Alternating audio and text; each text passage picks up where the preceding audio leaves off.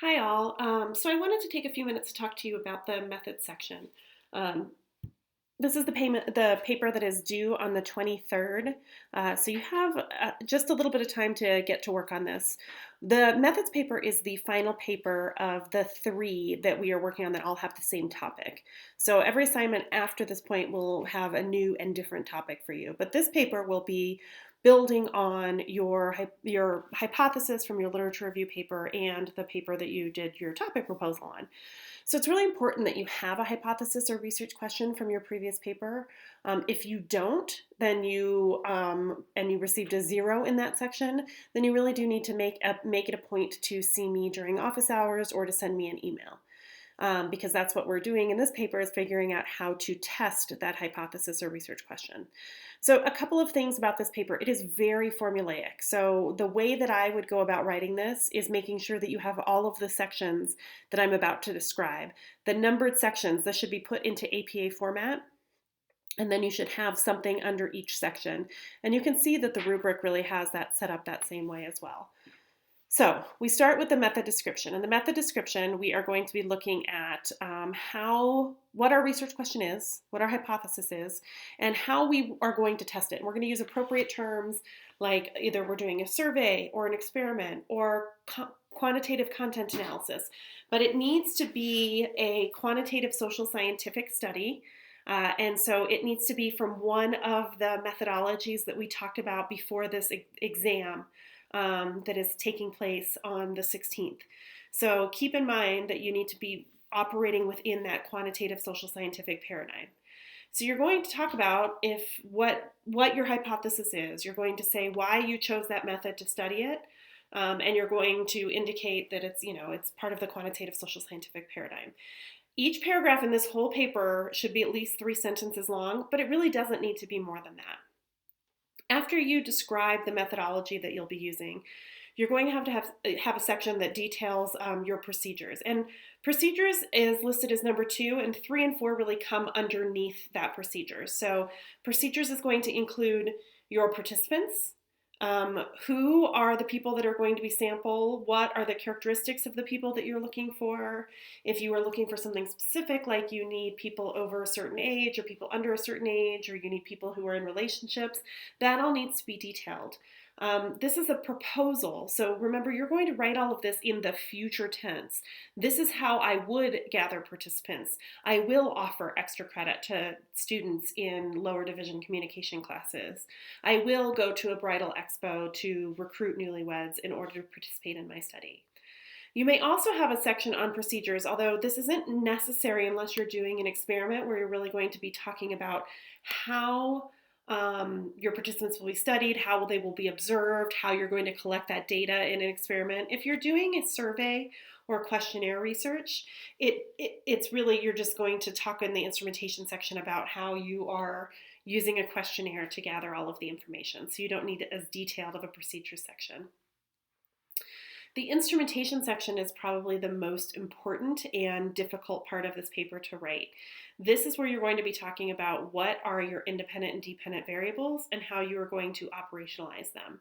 Remember, we went through in the topic proposal paper and wrote about what our independent and dependent variables were and what the conceptual definitions for those were. Now it's our time to talk about the operationalization, right? The operational definition for your independent and dependent variable. Are they going to be measured or are they going to be manipulated? Are you going to ask questions using a questionnaire, pre-established measure, or are you going to be doing something in order to manipulate that independent variable? Most of you will be using a measure. You'll be using a questionnaire format in order to figure out how you measure those independent and dependent variables. These questionnaires, when I say pre-existing measure, what I mean is that you are going to utilize measures that other people have already used in order to measure these same variables. You should not be inventing the wheel here. In fact, this will be the largest area where people will lose points, is if they are reinventing the wheel by trying to come up with their own measures of variables that have already been studied and that people have already gone through and figured out how to measure. So what you'll be doing is you'll be going to the method sections of papers that you reviewed in your literature review. figuring out how they talked about their variables, and you'll be taking those variables and go to, where they talk about them in text in the method section and there's a citation. You're going to go get that citation so you can utilize that pre-existing measure. So you're going to go find the questions that they asked in order to measure that variable, for most of you. For some of you, you will have those papers will talk about how they manipulated a variable, and you will utilize that as well. Now, obvious variables, if you're doing something like age or relationship type, you can come up with your own measures, but really only for demographic items. Everything else should be something that is pre-existing. The final section is a limitations and conclusion section.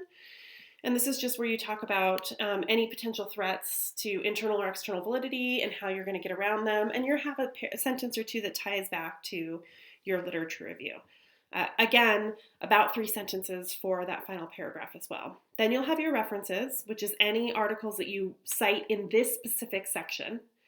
And then finally, your appendix. And your appendix is kind of all that ancillary or extra material, like what are the measures that you use? You would take copies of those measures and put them in the appendix, which would mean here are the 20 questions that I used from, I guess the 24 questions from the McCroskey Communication Apprehension Scale. That would be included in the appendix. So that is going to be something that you will include here in the appendix. And then when you talk about the McCroskey scale, for example, in the instrumentation, you're going to say, I would like to measure communication and apprehension using the McCroskey, and I don't remember the year, scale. This scale consists of 24 items and measures group communication, public speaking communication, meeting communication, and interpersonal communication apprehension. These items are all measured with questions like, and then give examples on a 1 to 5 Likert type scale.